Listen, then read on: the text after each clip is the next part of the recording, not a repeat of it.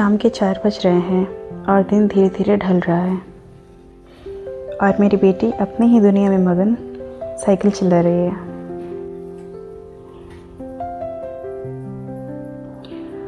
मेरी हर शाम की शुरुआत एक चाय से होती है।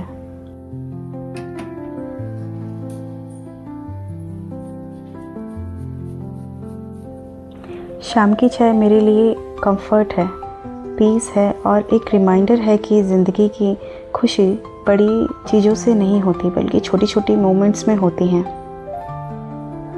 और जब मेरी बेटी पास होती है या घर में छोटी छोटी बातें चल रही होती हैं तब ये चाय का टाइम और भी स्पेशल बन जाता है।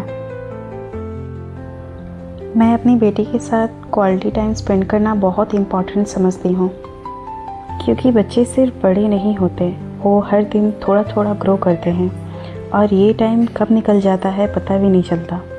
मुझे लगता है कि बचपन के साल एक बार ही आते हैं और जो मोमेंट्स हम आज जीते हैं वही कल मेमोरीज बन जाती हैं।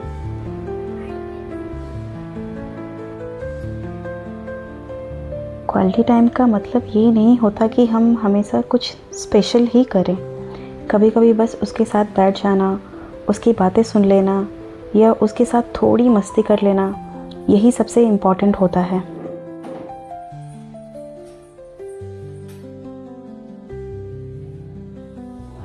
बच्चों को सबसे ज़्यादा ज़रूरत टॉयज़ की नहीं होती है, उन्हें हमारा टाइम चाहिए होता है, हमारा अटेंशन चाहिए होता है।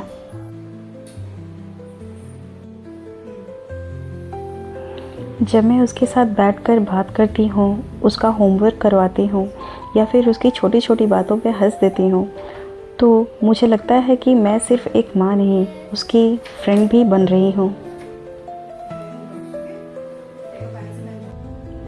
अब तक तो सब ठीक ही चल रहा था, लेकिन अचानक से मौसम बदलने लगा है।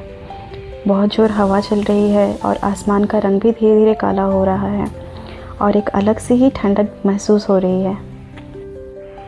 कर्टन हवा के साथ ऐसे उड़े जा रहा है जैसे हवा पूरी तड़क से अंदर आना चाहती हो। मेरी बेटी भी ऐसे मौक़ों का बहुत मज़ा उठाती है। शाम ढलती जा रही है और अब मुझे डिनर की तैयारी करनी है। आज मैं डिनर में मशरूम बनाने वाली हूँ, मशरूम घी रोस्ट। मशरूम मुझे बहुत पसंद है क्योंकि ये हेल्दी तो होता ही है और टेस्ट में भी बहुत रिच होता है। मशरूम लो कैलोरीज होते हैं और प्रोटीन और विटामिन्स का भी बहुत अच्छा सोर्स होते हैं, इसलिए ये एक परफेक्ट ऑप्शन है हेल्दी डिनर के लिए। बस एक बात का ध्यान रखना ज़रूरी होता है कि मशरूम को आप अच्छे से साफ़ करें, क्योंकि ये मिट्टी और डर्ट जल्दी एब्जॉर्ब करता है। मैं मशरूम को साफ़ करने के लिए एक सिंपल सी ट्रिक यूज़ करती हूँ। मैं थोड़ा सा फ्लोर ऐड करके इसे वॉश करती हूँ, जिससे मशरूम में किसी भी तरह के डर्ट या कुछ भी हो वो निकल जाते हैं और नीट और प्रॉपरली क्लीन हो जाते हैं। मशरूम की दुनिया बहुत ही इंटरेस्टिंग है, क्या आपको पता है? दुनिया भर में मशरूम की लगभग 14,000 से 22,000 तक की जातियाँ पाई जाती है, लेकिन उनमें से सिर्फ 2,000 वैरायटी ही खाने लायक होती हैं, यानी कि एडिबल होती हैं। और इनमें से भी सिर्फ 20 या 30 जातियाँ ही मार्केट में अवेलेबल होती हैं, जिन्हें हम डेली अपने कुकिंग में यूज़ करते हैं। बटन मशरूम इसमें से सबसे कॉमन होती हैं। फिर रोस्टेड मशरूम, शिताके और कुछ वैरायटियाँ भी मार्केट में अवेलेबल है, मगर हमेशा ध्यान दीजिएगा कि मार्केट वाली सेफ़ और पैक्ड मशरूम ही खरीदें, क्योंकि मशरूम पॉइजनस भी होती हैं। अब मैं परोठा के लिए डो बना रही हूँ। मैं डो को सॉफ्ट रखना बहुत पसंद करती हूँ, क्योंकि सॉफ्ट डो से परोठा बहुत ही सॉफ्ट और फ्लेकी बनते हैं।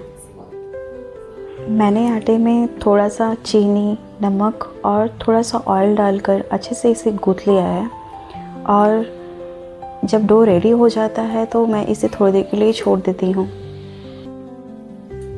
ऑलरेडी मैंने पहले ही कुछ कश्मीरी मिर्च और कैशू नट्स को पहले से ही भिगा के रख लिया है और अब बाकी की भी तैयारियाँ करनी है। सो पहले लहसुन और प्याज को छील लेती हूँ। इसी बीच मेरी बेटी को अपने पसंद के गानों पे नाचना है, तो मैं उसके लिए उसकी फेवरेट सॉन्ग्स चला देती हूँ और वो मज़े से नाच रही है।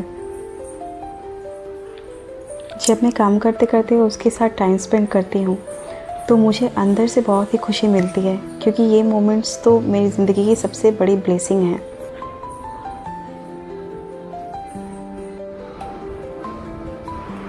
प्याज लहसुन छिल चुके हैं और डो भी बहुत सॉफ्ट तैयार हो चुका है। अब मसाला बनाने की बारी है। तो इसमें मैंने धनिया, जीरा, लौंग और थोड़े से खड़े मसाले, सौंफ सब कुछ मिलाकर अब इन्हें मिक्सी में डालकर, जिसमें थोड़ी सी मैं इमली भी डालूँगी अच्छे खट्टे स्वाद के लिए, और लहसुन डालकर इसे अच्छे से पीस लेती हूँ।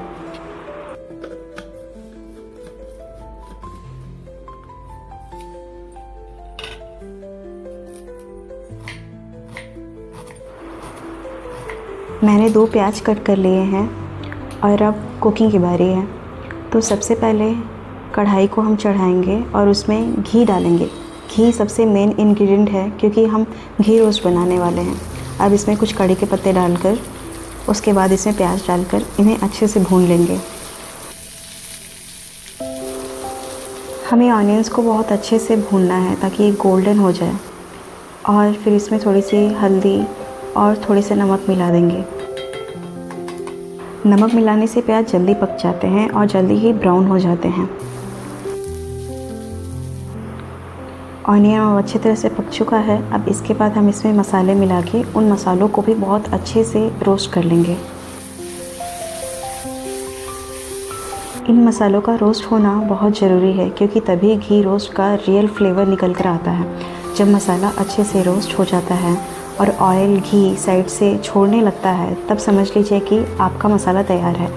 और अब आप इसमें नेक्स्ट प्रोसेस जो कि है मशरूम डालना, वो आप ऐड करके इन्हें पका सकते हैं। अब मशरूम की बारी है। तो अब मशरूम को स्लो फ्लेम पर अच्छे से रोस्ट होने के लिए छोड़ देते हैं। इन्हें अच्छे से मिलाएंगे और इन्हें ढककर पकने देंगे, क्योंकि मशरूम जब मसाले को ऑब्जर्व कर लेता है तब इसका स्वाद अलग ही नेक्स्ट लेवल का होता है। इसमें पानी बिल्कुल भी मत मिलाइएगा, क्योंकि पानी ये अपने आप ही छोड़ेगा। अब बारी है पराठा बनाने की। तो जो हमने डो रेस्ट के लिए रखा था, अब वो तैयार हो चुका है। अब हमें इसके छोटे छोटे पोर्शंस बना लेने हैं। ऐसे क्या आपको पता है पराठे का आइडिया आखिर आया कैसे? पुराने टाइम के लोग रोटी को ज़्यादा टेस्टी, ज़्यादा सॉफ्ट और फिलिंग बनाने के लिए और ट्रैवल में अच्छे से कैरी करने के लिए रोटी में घी और तेल कुछ भी मिलाकर थोड़ा स्टफिंग करके उसे यूज़ किया करते थे, और धीरे धीरे वही रोटी पराठा बन गई। पराठा पहले मोस्ट रॉयल किचन्स और रिच फैमिलीज़ में घी के साथ बनाया जाता था, क्योंकि घी एक्सपेंसिव होता था। बाद में ये कॉमन हाउस होल्ड फूड बनने शुरू हो गए।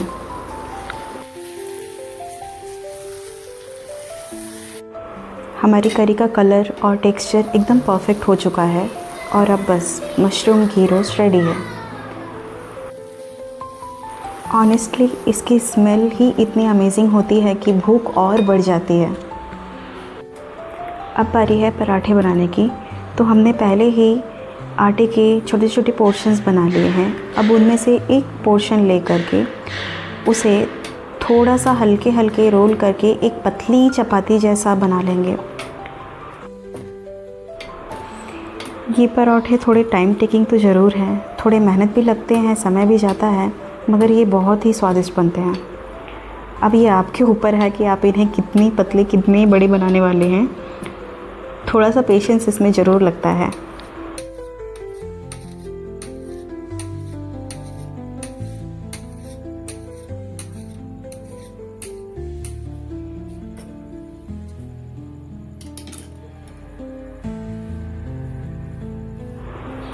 अब मैं इस चपाती को स्ट्रिप्स में कट कर लेती हूँ, और फिर चपाती को इकट्ठी करके एक रोप जैसा ट्विस्ट कर देती हूँ, और फिर मैं इस रोप को गोल गोल घुमाकर एक चक्र के जैसा शेप बना देती हूँ, जिससे पराठे में लेयर्स बहुत अच्छे बनते हैं।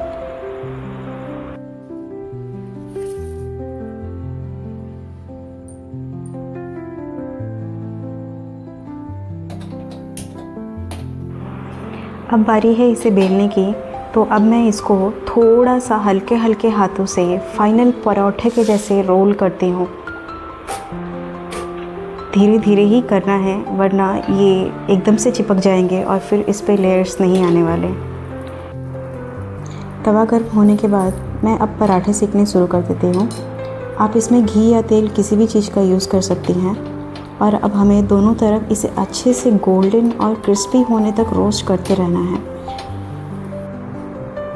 जब पराठा रेडी होता है ना, तो उसकी लेयर्स और सॉफ्टनेस दोनों एकदम परफेक्ट लगती है। बस अब धीरे धीरे मैं ऐसे ही अपने सारे पराठे सेक लेती हूँ।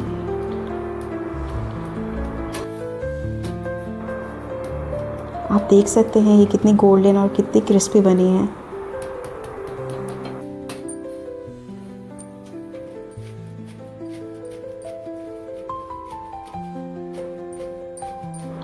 अब बारी है डिनर सर्व करने की।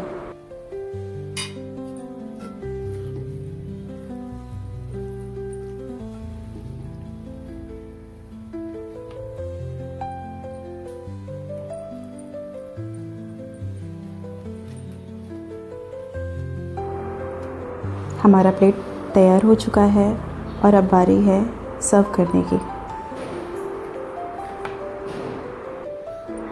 सच में कुकिंग का असली रिवॉर्ड यही होता है कि जब फैमिली खाना खाते वक्त स्माइल करे और बोले कि टेस्ट बहुत अच्छा है। ऐसे ही सिंपल होम ब्लॉग्स और कुकिंग वीडियोस के लिए चैनल को सब्सक्राइब ज़रूर कीजिएगा। आज के लिए बस इतना ही। राधे राधे।